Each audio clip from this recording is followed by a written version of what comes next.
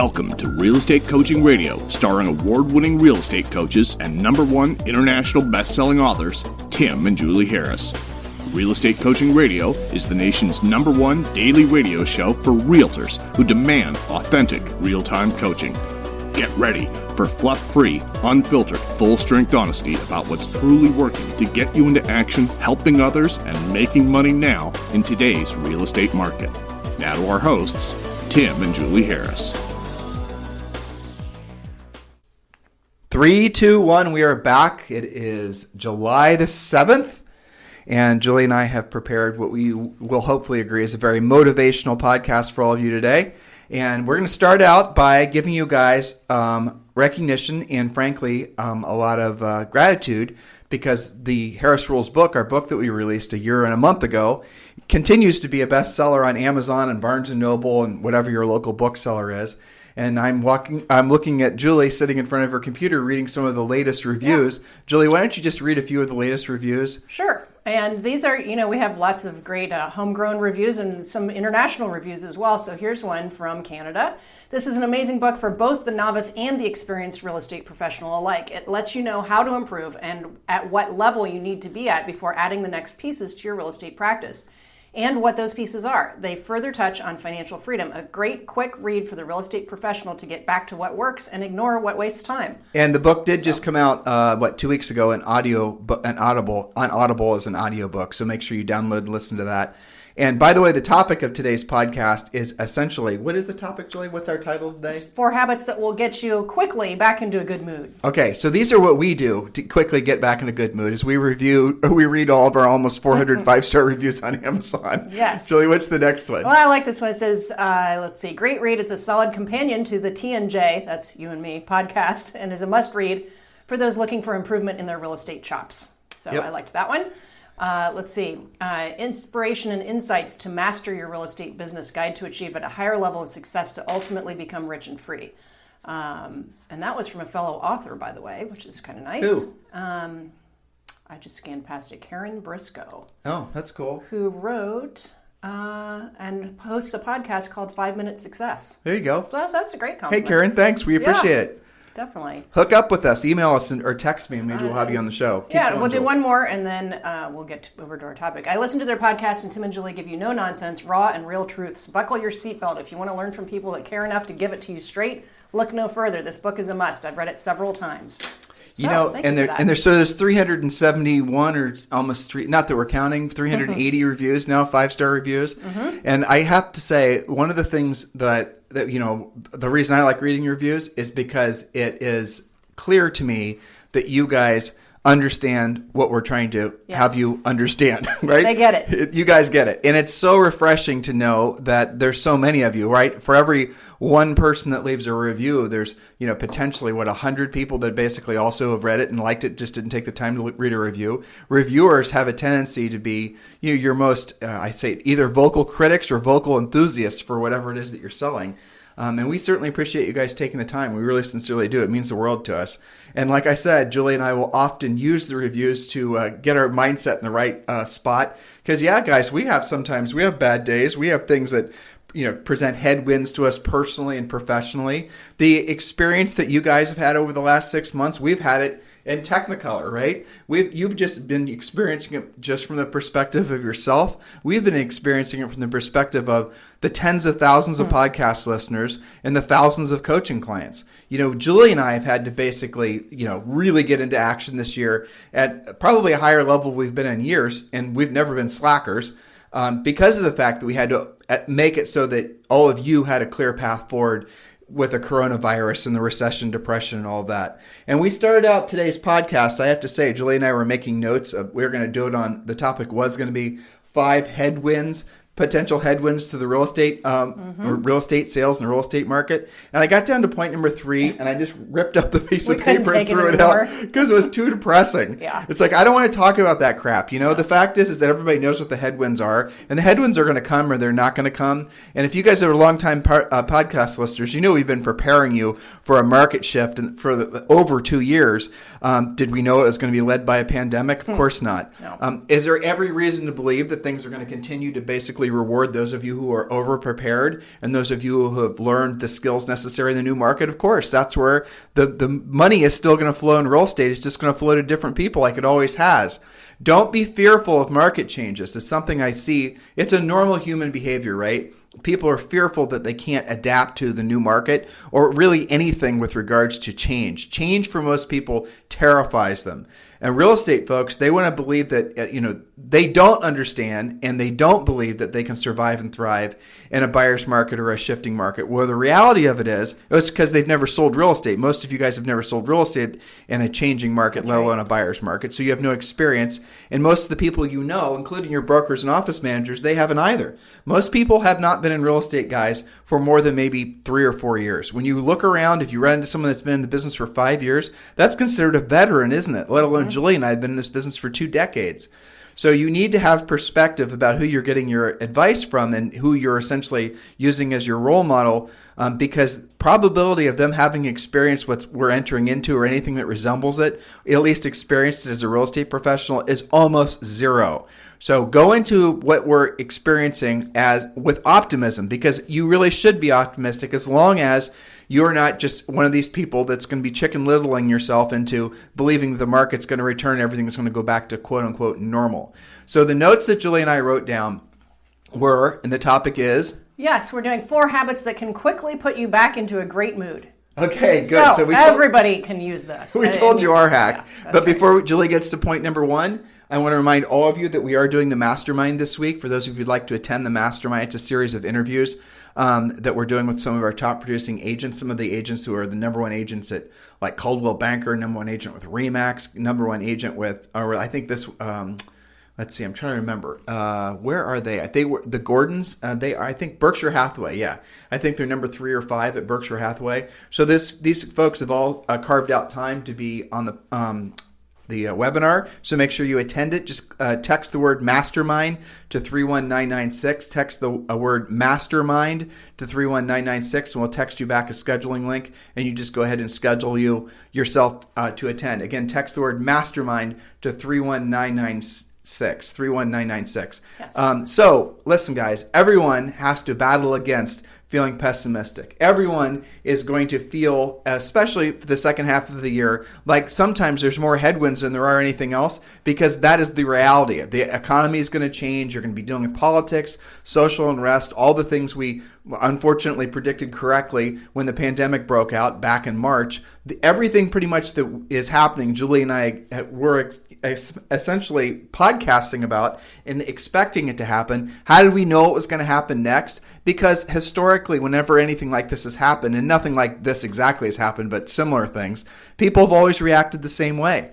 And so it's very predictable what direction people's behaviors will go. By the way, here's a good thing to look forward to. Whether there's essentially a cure for the virus, or whether there's some sort of therapy for the virus, no matter what happens with the virus, the social unrest and the virus are directly tied together. Those two things, the reaction from the George Floyd thing, it was understandable in a lot of ways, truthfully. But the flip side to it is, would it have been as intense had there not been this virus, and people had not been forced into quarantine and all these other things? Who knows? Historically speaking, the answer is no. Historically speaking, when you essentially take a bunch of free people and you put them in a forced quarantine, now it's your home, so hopefully it's not that bad. But then they take your ability to earn a living, and they force you not to work, and they close down stores, and they all the while you're afraid of getting sick. All the while you're afraid of getting sick, and every single day you check the news, and there's different information about what the virus is actually. And you're also supposed to be educating your children by yourself. That's right. Okay,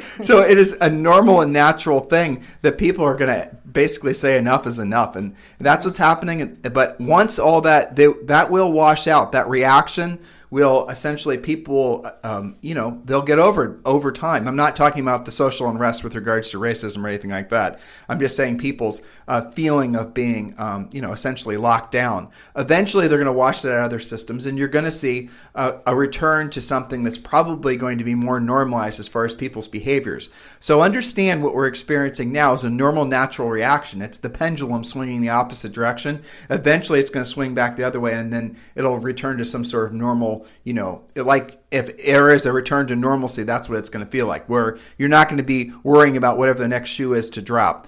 That's going to be probably a year from now, maybe even a year and a half from now. So in the intervening 6 to 12 months, you've got to be over prepared. And you've got to essentially remember that you have to be controlling what you allow in your head, and you have to be controlling essentially the input that you're and the influence you're allowing other people to have on you. Because generally speaking, the inputs that most people are going to be intaking from news and whatnot are going to do nothing but destroy your mindset. It's going to take your concentration, your focus, and your best intentions away from being of service to other people, and then that's going to compound your problems. That'll compound your financial problems. It'll also compound your emotional problems. So do your best to protect your mindset. We talk about this constantly on this podcast because it's really one of the most important things. So when you're feeling blue, when you're feeling like you need a swing in your emotions, when you feel like you need some more motivation, here are 4 quick tips. Yes, and then the thing that I like the most about these are that it gets you back into control. So a lot of what you just talked about, where people feel stress, is because something is out of control. Something's being done to them, something is happening to them, something that wasn't coming from their own psyche or emotions. So all of these things, we're talking about 4 habits that can quickly get you back on track. This is getting you back in control. So for example, start your day with a short, easy morning workout. By easy, I don't mean, lightweight necessarily. What I mean is without a lot of elaborate plans of having to go to a particular gym or something that may or may not be open, sitting in traffic. I'm talking about maybe a 10-minute walk. Take your dog out. Our French Bulldog goes nutballs if he doesn't get out and get some exercise. That's not so different than humans. And in fact, it's scientifically true that exercise increases the chemicals serotonin and dopamine in your brain, and these chemicals reduce stress and prepare you for the rest of the day. So it's not just because you want to get your workout over, it's because scientifically it actually does reduce stress. It is worth mentioning, Julie. So Julie and I are big proponents of a schedule. If you read our book, Harris Rules, where obviously most of you are going to get the best work out of yourselves first thing in the morning. That's when most people have their best energy. But here's the reality of it. Not everybody's like that. So not everyone's going to have they're not going to be the most drilled down and focused first thing in the morning. Some people actually have their peak energy and concentration towards the end of the day. Now, that's a very rare person, but my dad was like that. Mm-hmm. My dad was definitely more efficient in getting things done in the evening. That's just how he was wired. He sort of had like an opposite clock to everybody else.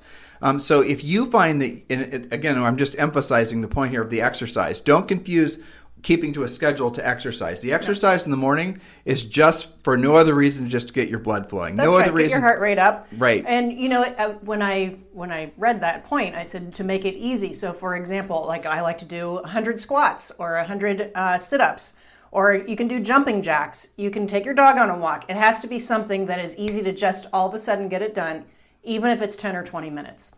So you get your heart rate up and you've started the day correctly, and you've been in control of your day, okay? So next one, I like the control aspect as well. Remove clutter to reduce your stress.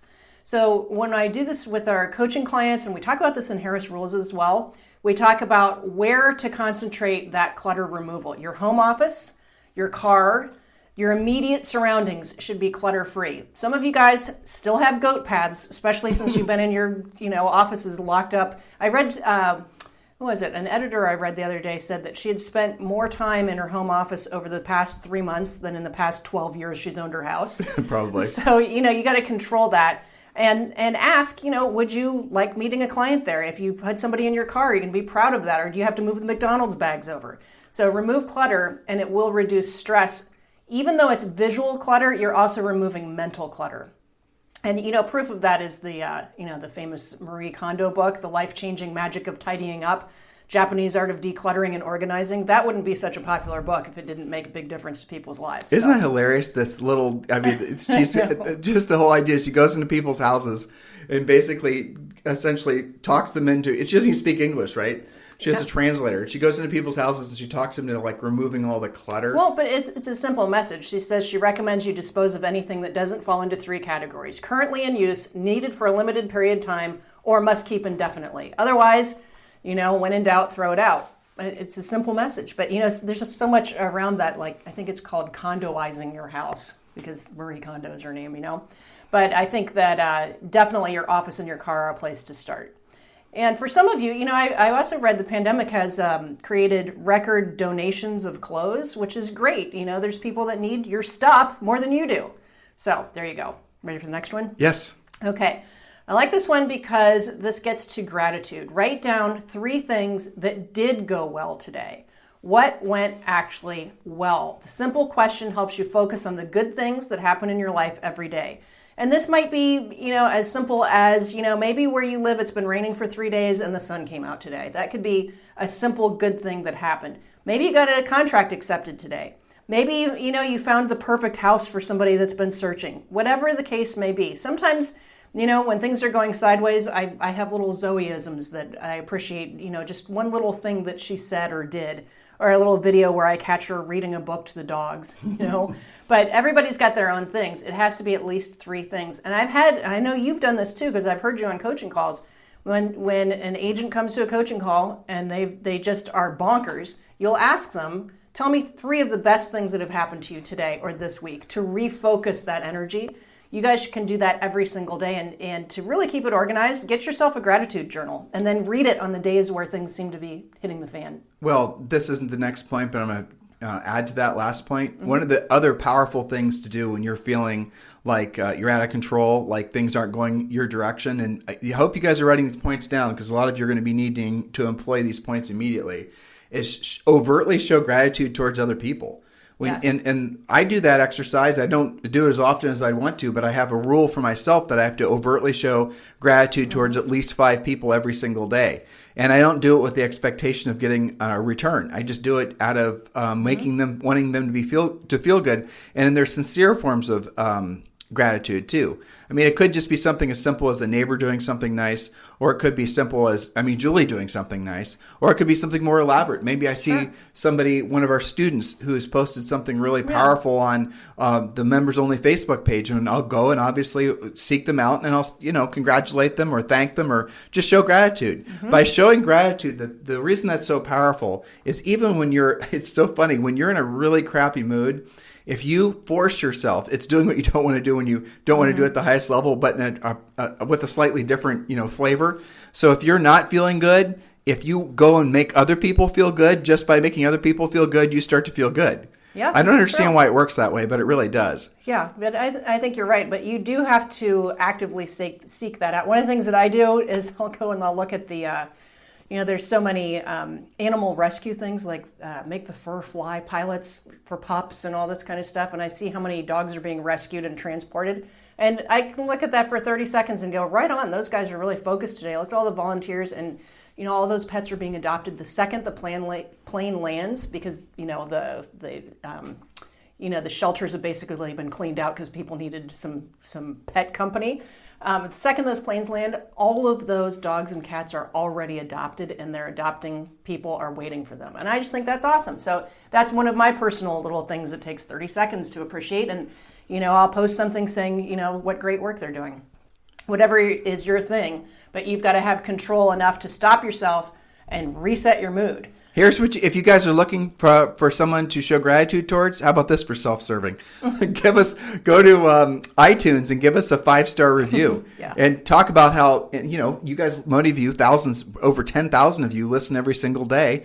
Why don't you go and give us a 5-star review on iTunes and just a few words, say why you like the podcast. It makes a huge difference to us because iTunes then basically will see our podcast as being something that other people are going to potentially benefit from. Then they'll start sharing the podcast with other people and also subscribe to the podcast. Those 2 things are the minimum standard as a regular listener all of you guys should be considering doing. Just show your gratitude and appreciation. I would appreciate it. So just give us a 5-star review and then subscribe to the podcast on your iPhone or your Android device and whatnot. Next point, Julie? So the next point is talking about working on something that's out of your wheelhouse. You might call it a passion project that will come and improve your overall mood. Okay, so doing the daily grind can overshadow passions that you have, like maybe writing a book, starting a blog, a new language, creating art, learning an instrument, whatever the case may be. Something that makes you feel good. When I talk to coaching clients about it, it's what actually refills your cup. Everybody's different. For you, it's car stuff oftentimes, right? Definitely. For Zoe, she can play with Max and throw the ball, 5 or 6 times, and they both instantly get into better moods. For me, maybe it's doing an art project with Zoe, but it's something that's out of your normal daily grind wheelhouse that gets covered up by doing all the things, when you have to do what you don't want to do. When you don't want to do it, it can cover up things that really make you happy. So you can get back to that, even if it's just like 10 minutes of doing something you've been working on. I think that's one of the reasons Etsy is such a popular site, because, the crafters do a really good job. Maybe you've got something that, maybe you're an artist or a painter, or maybe you like needlework or whatever it is. Go out in the garage, work on cars, but get back to that and just change. I remember, it's funny, I remember like when Zoe was a toddler and she would have her tantrums, and they would always say, change the situation. Like, take the kid out of that situation and change what's going on, and they'll snap out of it. And I think, we talk about that in Harris Rules with negotiating. When agents are getting at each other's throats, don't call each other right back and fight about it. Settle down for 20 minutes. You don't have to answer your phone. Let it go to voicemail. Just reset. You're touching on something really important. Mm-hmm. So right now there's a lot of excitement, fear, panic, loathing, and also maybe over-exuberance. And then you have another group of people that are absolutely just, they don't know what to do next, right? Mm-hmm. That's what you see a lot in the real estate space right now. Yeah. So let's say you're a listing agent, or even on the buyer side of a transaction. You are probably going to be dealing with someone on the other side of the deal who is going through these extremes of emotions constantly. Yeah. In other words, your buyer, the seller, possibly the other agent, everybody's going to be experiencing this whole, sort of cadre of absolutely uncontrolled emotions. Mm-hmm. And you're going to have to make sure that you are paying attention to how you feel. Otherwise, you're going to start being inefficient with basically the work you get done. Again, this is a normal thing. You're not like, if you guys are newer in the business and you've never been through a transitional time like what we're going to be experiencing, what we are experiencing, by the way, you don't really have a clue what it's going to be like dealing with, essentially panicked sellers. Yeah. Some of you guys are terrorized by the idea that prices are actually going to adjust downwards next year because you don't know how to sell real estate in a market like that. You don't, it's an interesting, I was having, who was it? Rob Johnson. He's the number one agent in Greenwich, Connecticut, and he sells in Greenwich, Connecticut. And his marketplace listeners, now he has a very high average sale price. It's millions and millions of dollars. But in his marketplace, like New York City, it's normal for a seller to be losing half of what they paid for the house. Just to put that in perspective, now not all over Greenwich, but a lot of Greenwich, you'll see people losing $3 million, $5 million on their house. Right? Think about that. Now, why are they selling it? Why are they taking the loss? Because they don't have any confidence that the house is going to be worth more, next year, let alone 10 years from now. So they're just basically getting out from underneath it. In Manhattan, we read you guys an article last week that essentially property values now have dropped by half. And that's happening in Miami. In markets where you see this massive oversupply, where essentially, and everyone's holding firm on the prices, they're holding firm on the prices until they don't anymore. Yeah. And you have a big building or similar properties that are comps, and you use like a big neighborhood, right? And you see 3 or 4 houses that go distressed. You could argue that those distressed sales, if there's only 3 or 4, shouldn't be included as comps. I think that's true. But if all of a sudden it's not 3 or 4, if all of a sudden it's starting to work out to be like 5% of the market, then 10% of the market, guess what? The distressed properties are the market. And that's how fast it can change. Well, and Tim, here's the thing. There's degrees of this, right? So you're using extremes to show them that it has already happened in certain areas.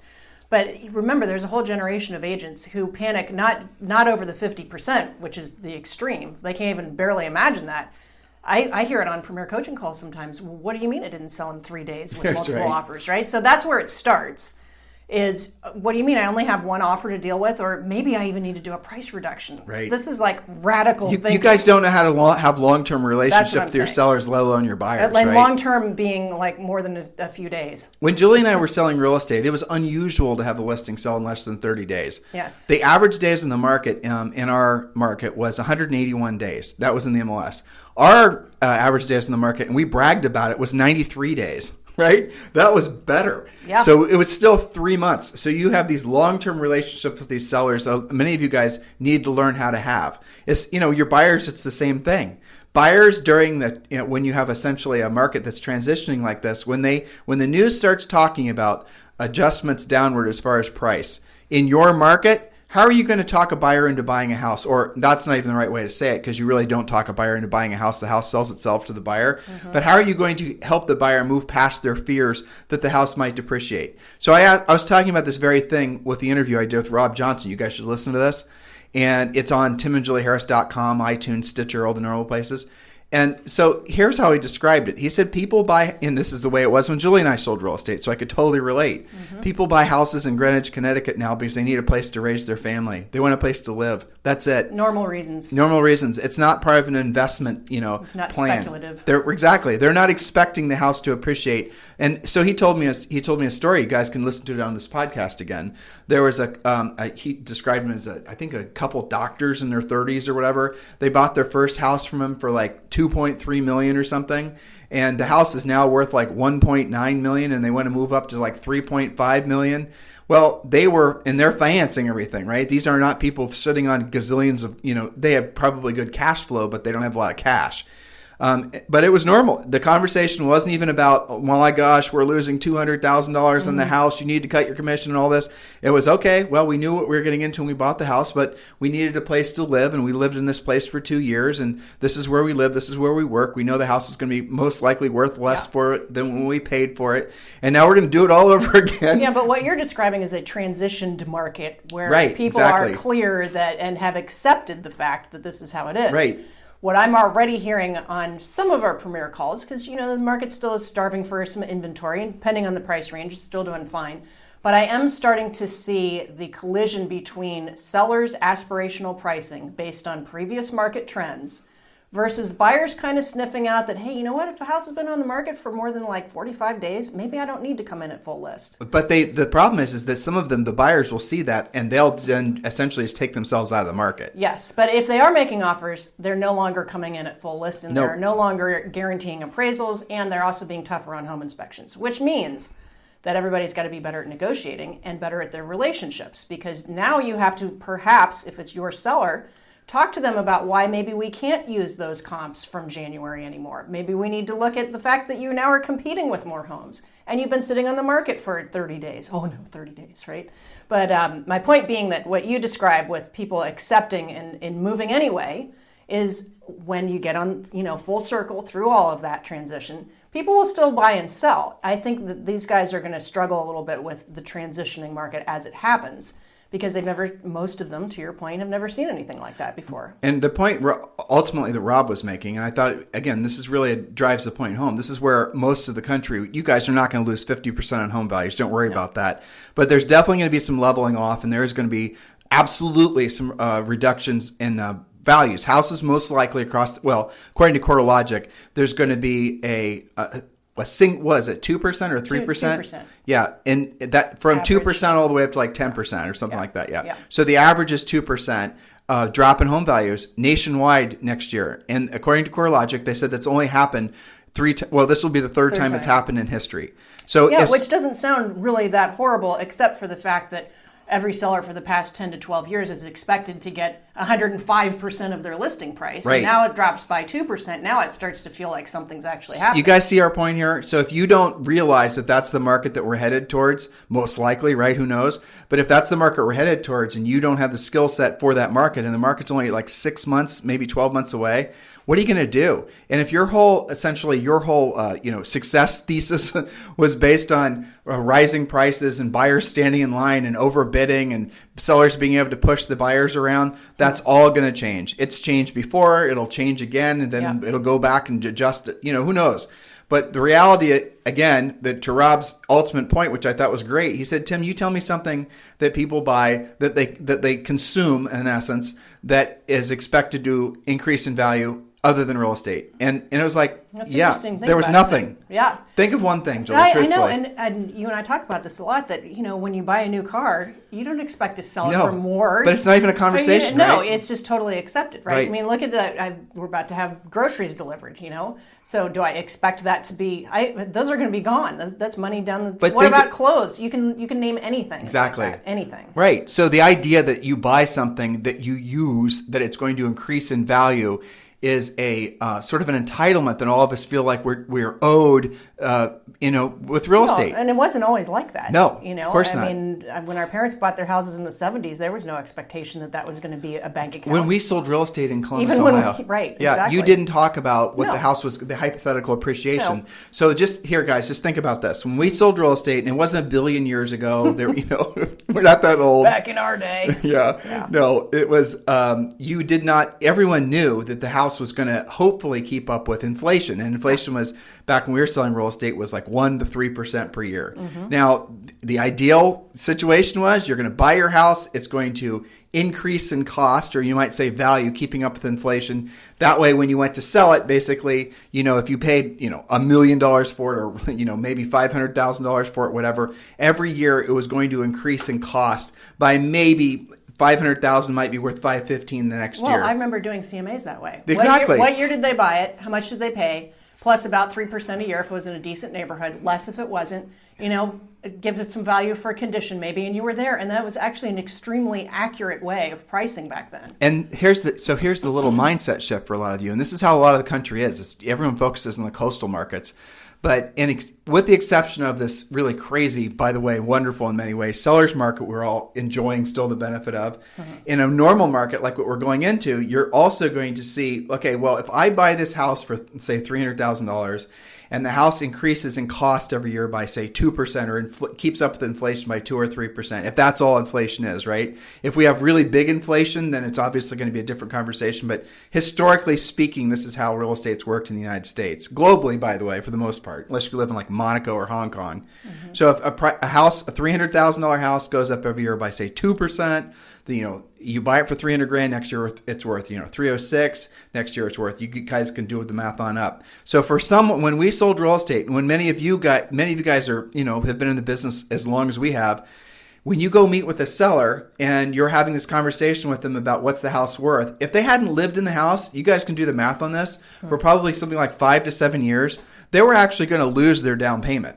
They were actually going to make no money on the house. Now, and if they had put very little money down, they may actually find themselves taking money to closing. Right. I used to hate those calls. Oh yeah, but we had to deal with that all the time. But we had to, and for our listeners that live in the fear of the short sale, that does not necessarily mean that it made them a short sale. It just means that they literally wrote a check at closing to get rid of the house. We had to learn how to do short sales when Julie and I were selling real estate because it wasn't that much of our market, but it was probably like 10% of the time. It would happen now and then. Sale, yeah. So I want you guys to think about this arithmetic because it's interesting. Let me just finish this point. Sure. My mind's bouncing around too. We both had too much coffee. We got a new cappuccino machine, and Julie and I were working on our different recipes. So if we sound a little nutty today, that's why. Jacked up on caffeine. We should have warned all of you. So if you bought the house for $300,000 and it increases in cost or value or appreciation, whatever you want to call it, by 2% per year, and Julie can do the math. But let's say after 5 years, the house is hypothetically has a market value of $325,000. But if you put 10% down on that house, so $325,000, and let's say your selling costs in the house between commissions and normal transactional costs are going to be like, say, 8%. Your blended cost is 8%. You basically are selling the house for what you paid for it net. You guys understand what I'm saying? Mm-hmm. But you're actually losing money, and here's why. And this is what really is incredibly annoying about when you actually think the truth about real estate. When you factor in the amount of money you paid, we can say taxes, the amount of money you paid in maintenance and upkeep, the amount of, cutting the grass, fixing the gutter. You have to pay your HOA. Right. If you actually wrote down what your actual cost is. So let's do some, math. So if you had that $300,000 house, and let's say your mortgage payment was, what would have been the mortgage payment? With taxes. Well, I mean, now it's going to be lower, but probably, let's call it $1,800. Let's do it for real. Give me your calculator. Okay, well, can you do it without a mortgage calculator? I can't. Hang on. You and I are English majors, dude. We can't do math in our heads. Come on. So you're saying a $300,000 house. So let's just say a house with a $290,000 mortgage, and just let's just put the interest rate something realistic like 4%. What's the payment? Okay, $1,400. Yeah, $1,401. Okay, $1,401. That's without property taxes. Yep. So let's assume the property taxes are say $500 a month. What do you think? Actually, I have it $2,400 figured in. Let's make it a little bit more. We're about $1,500. We'll say. $1,500 a month all in. Yeah. Okay, let's call it $1,500. So if you stayed in that house for 5 years, that's $18,000 a year, It's 1,500 times 12 is $18,000 a year. 18,000 times 5 is $90,000. Okay, so you have basically, and how much, especially if you've only stayed in there 5 years, how much did you actually pay towards the principal? Virtually nothing, right? Yeah. So to stay in that house for 5 years, you put in $90,000 in just essentially mostly interest, and that would be also including property taxes. Again, not including your maintenance and your upkeep and your cutting the grass and all that. So why am I explaining all this to you guys? Because in most cases, most people in America, they do end up with some equity in their houses, but they've really, as far as being a pure investment, it's kind of terrible. It really is. That's right. And you know what's funny about that? I often in Premier Coaching, we talk about how to figure out ROI because the investment thing comes up a lot. And when you really look at the actual equation of return on investment, you are supposed to do it exactly how you described. And yet, how many people never even They never do it. They say, think about that. I paid this and I sold it for this, and look, I made all this money. You didn't make crap. No, I mean, think about just the interest alone you're paying, in the first quite a few years of the mortgage, and all of the upkeep and the maintenance and all the different things, and then, so like in your example, if you paid $300,000, you spent $90,000 on it, theoretically, you would think, if I sold it for $390, I'm breaking even. And yet that's not even true because you have to figure in 8% costs on top of it. But exactly. But what's the probability of buying, in the normal market for $300 and selling it for 5 years and $390? It's never going to happen. No. House will have appreciated by like 30%. It's never going to happen. No. So the only thing that the math works fairly well on is little first-time buyer houses in hot neighborhoods. Those do okay. If somebody else is if your tenant is making the payment, sure. Okay, then the math makes more sense. Okay. But and yet still, most people still don't figure in all the expenses to get the actual ROI, or nobody would probably buy anything. So the reason we're explaining all this to you is this is what a normal market is like, and this is what you guys are going to be experiencing. And yet, there'll still be 5 million houses or more that sell per year. Yep. Why? Because the investment thesis is set aside for the fact that you need a safe place to live. You need a place to raise your family. You need a secure place. Houses are the greatest emotional investment in yourself that you can make. Ultimately, that's the reason that people buy a home. Live somewhere. And if you don't have the skill set to move yourself and your clients past the idea that it's going to be like a lottery ticket and buying a real estate is going to make you lots of money, see, that's the problem. Most of you guys only know how to communicate with potential clients based on the premise that buying a real estate is like some sort of I keep on saying Willy Wonka, but you know what? That's a horrible movie from the 70s. It was terrifying as a kid, don't you think? Oh, I hated that movie. I hated it. What were those things in Willy Wonka with their little you ate candy and you blew up or something? Yeah, that's right. I don't know. It was bad. The only thing scarier than that was the monkeys and the Wizard of Oz. Oh, totally. Completely. Anyway, we digress. Well, yeah, we digress. It's the caffeine again. Again, yep. So why, again, is it important you understand all this? Because this is a market that we just described, and we just did this math for you, is completely foreign to most of you. Yep. And you're going to now be thinking to yourself, I won't, how can I relate and how can I do business where I can't just walk in and essentially sell out of, someone's fear of missing out and losing the house, or just purely out of greed? Well, it's because historically people will buy and always have bought real estate regardless of whether or not it's a home run investment anyway. In Rob's market, think about what I said. They buy real estate knowing they're going to lose money. When you buy a car, you know you're going to lose money. Sure. When you buy your iPhone, they're coming out with new iPhones later this year that are like the size of skateboards.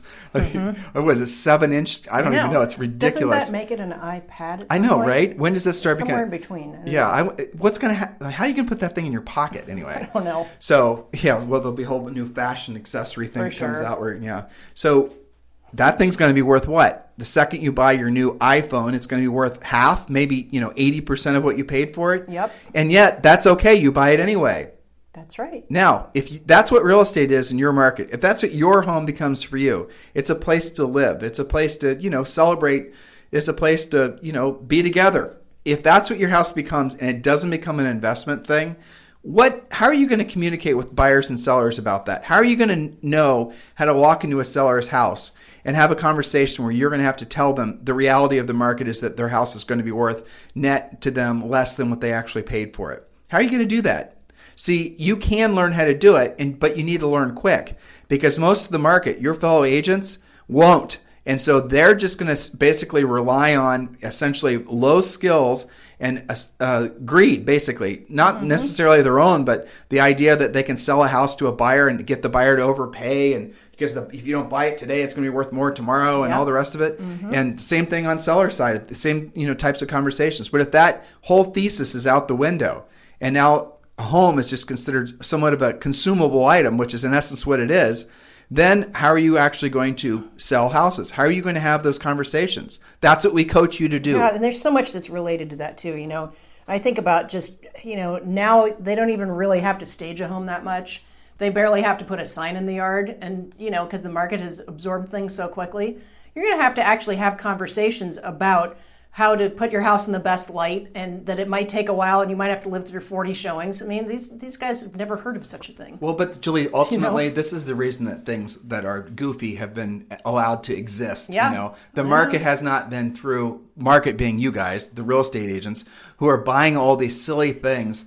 Because the fact is, the houses have been mostly selling themselves, and you haven't really needed that much, it is the skill Twilight set. Zone. It is, but it's been that way for so long that they think it's normal. Well, it's their entire careers. Most of them, it's the only market they've known. Yeah. And you guys have had to go into listing presentations where it was the cat and monkey show. Whoever was going to, give the seller the most bangles and most virtual tours and most this and the other things, that's the person that that's the expectations the sellers had. You don't have to do all that stuff in a market like what I'm describing. No. In the market I'm describing, what you have to be able to do is counsel the seller, get the damn thing sold. You can get the damn thing sold. That's it. Yeah, and it is transitioning. I told you yesterday that I'm already hearing buyer agents have to compete for business and interview just like you would on a listing presentation.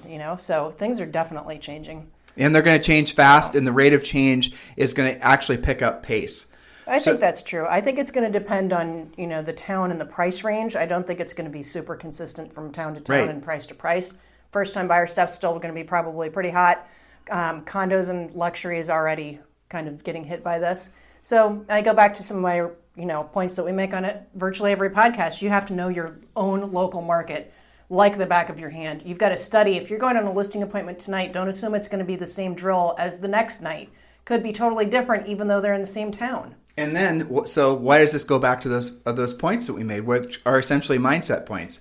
Because while you're learning and while you're earning, you're going to be dealing with a lot of people's, mixed emotions. You're going to be dealing with not just all the craziness that's happening societally right now, and all the stuff and the fear and panic from the coronavirus and all the things from the economy and all the da-da-da-da. Now you're going to have to deal with sellers maybe for the first time dealing with a situation that's foreign to them. You're going to be having to deal with, essentially coaching and consulting with buyers, same situation, foreign and uncomfortable to them. Yep. You're going to be having to have all these new conversations, all the while you're just feeling like you're inundated with pressures and people pulling you. And you guys get the point. I'm causing you stress, aren't I? I don't mean to. The point I'm making is that you have to accept the fact that you have to learn while you earn. In other words, move forward, learning the new skill sets necessary, understanding what we're telling you is true. I understand that it's not like, this is not good stuff to hear. It's not even fun stuff to say. But the truth is, it's necessary. Otherwise, Julie and I are not doing what, essentially we pledged all of you that we would do, which is always telling you the drilled down, practical, tactical truth. And getting you ready. Some of you guys are going to have these experiences like next week. Yeah, seriously. And if it doesn't, and it happens to you next year, at least you'll see it coming and you'll know what to do about it. And some of you guys were listening, Tim and Julie are just doom and gloom. We're not doom and gloom at all. We are incredibly optimistic for the agents that learn the new skill set. That's it. Yeah. You guys will be, when you are the agents that have that new skill set and maintain your mindset like we talked about it with the 4 points today, you guys will thrive and you'll be so much more appreciated in this market. Then, everybody celebrates the whole hot sellers market and, selling stuff overnight. Well, that is also why there's a lot of for sale by owners around, because they know they can do it on their own. Market changes and things sit around and they actually need you more and you're actually solving a real problem for them. I remember some of our, our most loyal repeat clients. This always surprised me because I figured it would be normal past clients, right? It was short sale sellers and for sale by owners, because it was so clear that we had solved their problem and they appreciated it on a different level. So I think that's going to be fun for them to experience. Well, so what do they do with all this information? You've got to protect your mindset. You're going to have to protect yourselves from all these different things that are going to be pulling you emotionally in different directions. Yeah, because you can't participate with their stress. You have to be the leader. That's right. And so take these 4 points. Attend our mastermind. Just text the word mastermind to 31996. And last thing, we are hiring as part of our sales team. If you're interested in working for us, this would be a real job. It would be talking with agents who are interested in joining our coaching program. It is a real job with real sales requirements that if you don't do well, you won't have for long. Okay? Yes, but you will be working from home. You will be working from home. And you can earn, frankly, very good pay. It's essentially everything's obviously, you guys know us. We have great scripts and a system to help you get transitioning agents into our coaching program. The whole thing is very organized. You do work from home. You would be part of our actual coaching business. If you're interested in being considered for that job, please text the word resume to 31996. Text the word resume to 31996. If you're interested in being considered to be part of Julie and I's sales team, working inside our coaching business, helping agents enroll in our coaching programs, text the word resume to 31996. Anything else you'd like to say to these guys today? Nope. I mean, stay frosty, keep your mindset healthy, because you may be the only one in the transaction that has your head screwed on straight. That is your responsibility and your accountability to all the people that you're helping and who are trusting you, not to mention your family. So. We're going to be there with you. We've been through all this before, right? We're not looking forward to it necessarily because we have to transition all of you guys into this new market. And some of you are going to you're listening to us now. You're going to sit and wait. You're going to delay taking action. And then you're going to, be on Julie's premier coaching call on Monday, 2 weeks from now, and an absolute, panic because you have a listing appointment that evening. That happens. And of course it does. And you've just discovered the sellers are basically going to lose money and you don't know what to say. Well, you haven't prepared and now you're having to play catch up, and the probability of you being successful helping that seller is about 0, isn't it? So this is what it's about now. It's about you getting ahead of essentially the transition that is going to take most agents by surprise because they're just expecting everything to return to normal. Agents have this natural fear, everybody does, like I said, of change. But agents in particular, if I and Julie were to say this in front of hundreds of thousands of agents, because realistically tens of thousands you will listen to today's podcast, but you would see, if you were looking, if you could look from stage onto the faces in the audience, you would see a good 20 to 30% would absolutely hate what we were saying. Why? It doesn't make any sense. But the reason is because they're fearful that what we're suggesting is going to happen in the market will make it so that they won't be able to sell real estate because they know in their hearts they don't have the skill set to earn the business. And that's all true. And some of you are feeling that way now. So do something about that. Accept the fact that what you knew before, what you had to know in the past market worked then, and the new market is going to be a completely different set of skills, a completely different mindset, a completely different approach. And that's okay. You can adapt. I promise you can adapt. You have to. So you guys have a fantastic day. If you need me for anything, if you want to give us any suggestions for podcasts, if you have any questions, you can always text me directly, which is 512-758-0206. You guys have a fantastic day. We'll talk with you on the show tomorrow. This program has been a presentation by Tim and Julie Harris, Real Estate Coaching. For more information on our real estate coaching and training programs, visit our website at timandjulieharris.com. Remember to tune in weekdays at noon for upcoming shows. And until next time, thank you for listening to Real Estate Coaching Radio with Tim and Julie Harris. This podcast is a part of the C-Suite Radio Network. For more top business podcasts, visit c-suiteradio.com.